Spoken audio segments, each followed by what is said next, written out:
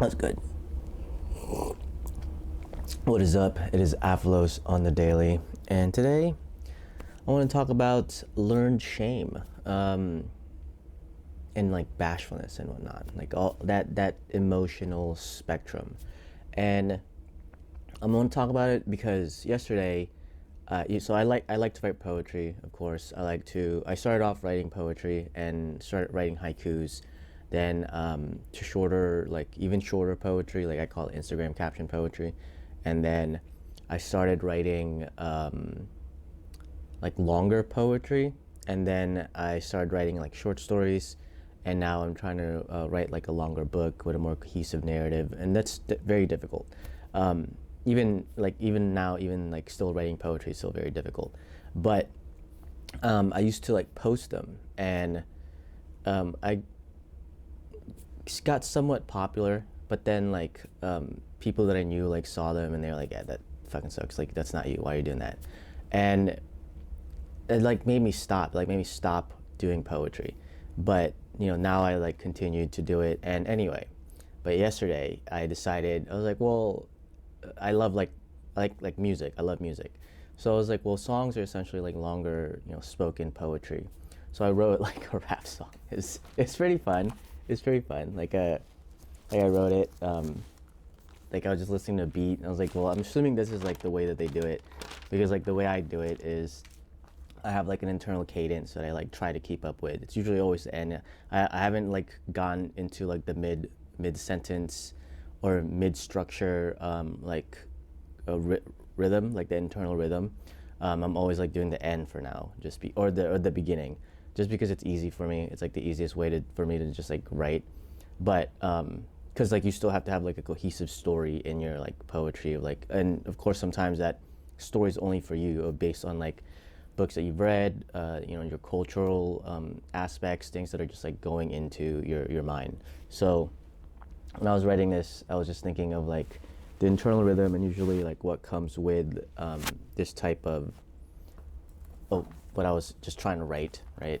Or like what was in my mind. Anyway, so I had a lot of apprehension, and I was scared. I was scared to like post it. And I was like, why? Like, first of all, only 100 people are gonna see it, and if those 100 people, maybe like 10 people are gonna like watch the whole thing, and then out of that, no one's gonna comment and no one's really gonna like, but you're still gonna get like that 100 to 200 view, because I posted on TikTok, and that's usually like what I get. So I'm like fine with that. But then I haven't posted it on YouTube because that sometimes I just get lazy, and like when I want to post it, like I'll just want to post it once, and I'm like want to make something on there, because sometimes when you like transfer it over, it doesn't, the metadata in the back end of like where you built it and like what songs you put into it, I'm all like, or yeah, all the sounds and stuff, it all gets pushed, and then sometimes it's not, they don't have the licensing, and it just won't even get pushed anyway. And if they see the metadata started from TikTok, sometimes they'll just hold on to it for a little bit until like they have to push it. But that's all to say, like sometimes I only post on one location just because of like how their algorithms work. But anyway, I was hesitant to post it because of what I am associating with like learned shame, learned helplessness. And I was really trying to digest like where does like all this shame come from? Like where does apprehension come from?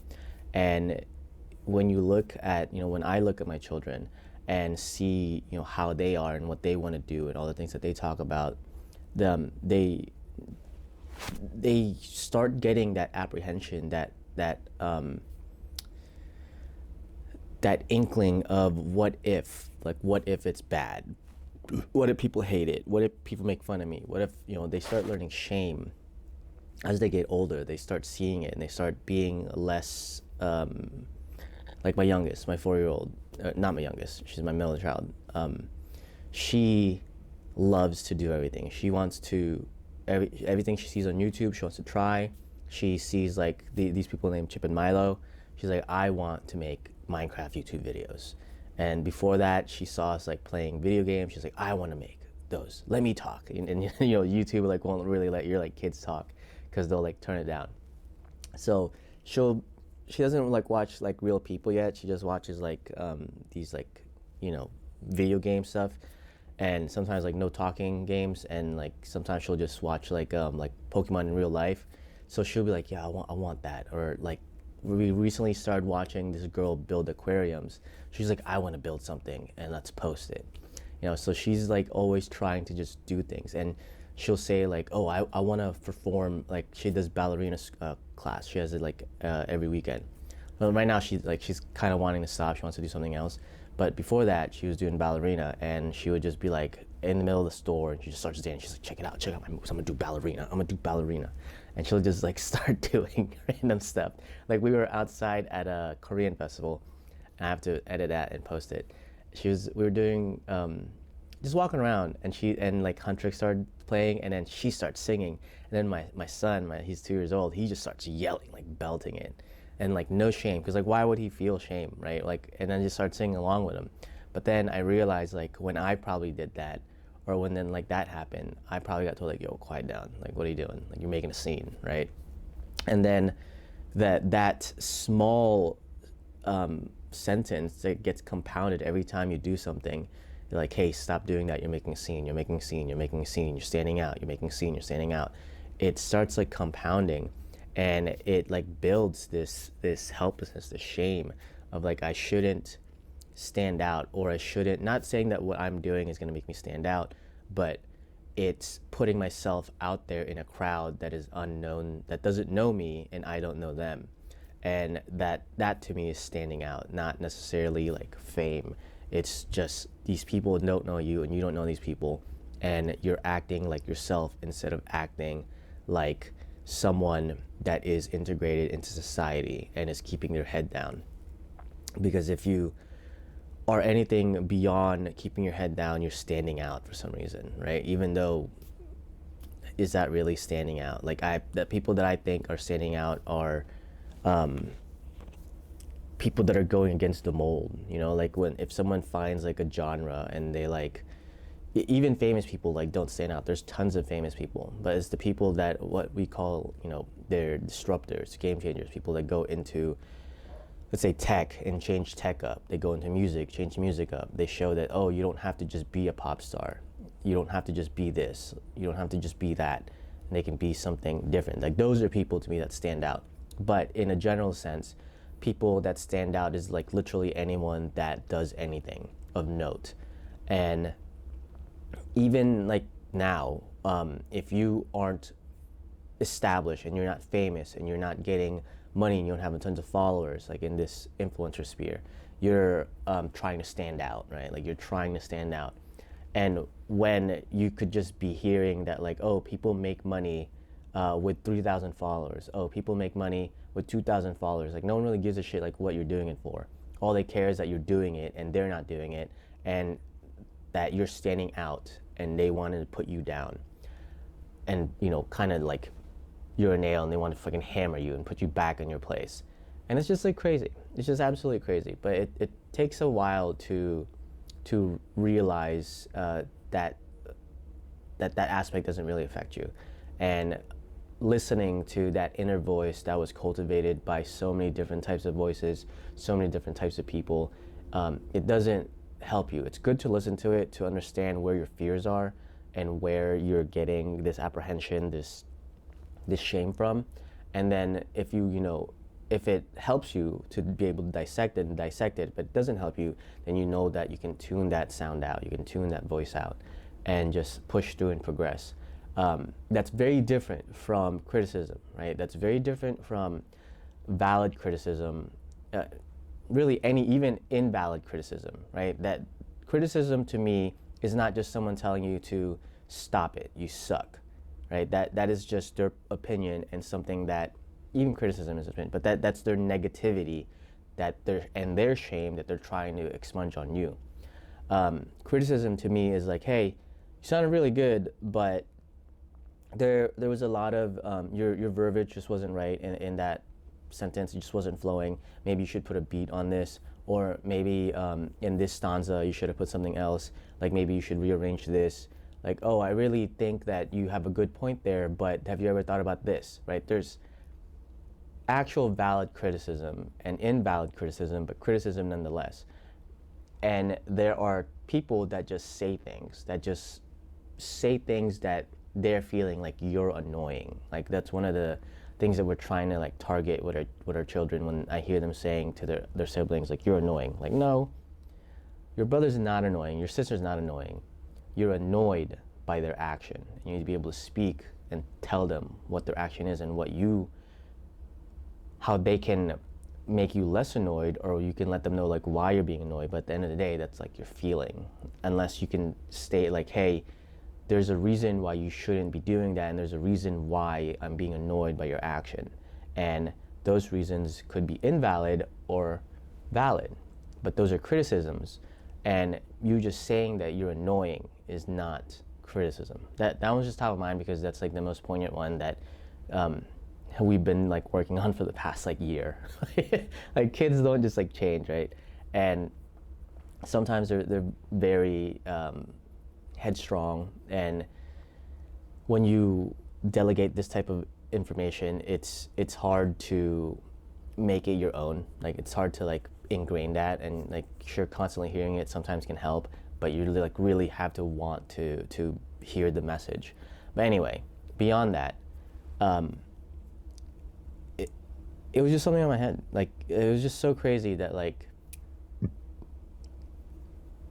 even now, even though like I post these every day, even though I've been doing like these social medias, and even though I've been doing just putting myself out there, there's still like a level, a tinge of shame that's like from so far back that like comes back. And every time I'm doing something new, it comes back. Every time I'm doing something different from what I'm doing now, it comes back.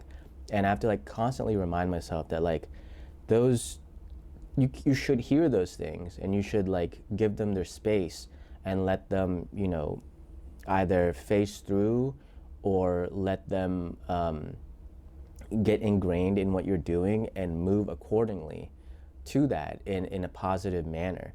Because there's a reason why sometimes you do feel shame. Like, okay, well, are you saying something so negative that it will impact someone else negatively? Like maybe you're ashamed because you're being negative, or you're being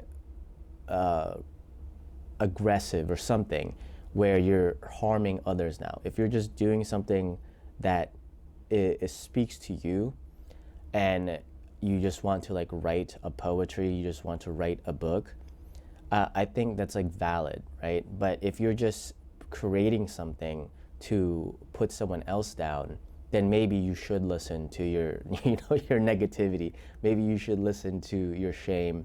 And of course there are ways, or not ways, but there are moments where you should listen to your negativity and really like adhere to what it's saying. But most of the time, for most people, that's not the case, right? That's a very, very small subsection of people that are very loud, that don't really feel the shame anyway. So they're gonna like say whatever they're gonna say, do whatever they're gonna do. And those people, they have to like learn. They have to learn the consequences of their own actions, and sometimes that's why you don't have the shame. And sometimes the shame and like the hesitation is because of where you are in the moment. And maybe you shouldn't be screaming at a movie theater when everyone's watching, even though like it makes you feel a certain type of way. Just things of that nature, right? Like there are clearly moments where hesitation will matter and should matter, but what I'm trying to speak on are the moments where you are trying to do something creative. You're not actively trying to harm anyone.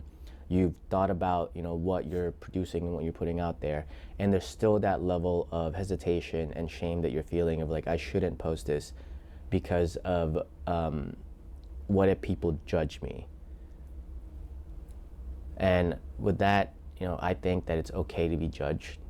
It's okay to make a fool of yourself. It's okay to put yourself out there. It's okay to do things that are different, because if we're all the same, how do we know we're alive. Think on that, bro. Anyway, this has been AFALOZ Daily. Let's see how far I got today. I didn't start the timer, bro.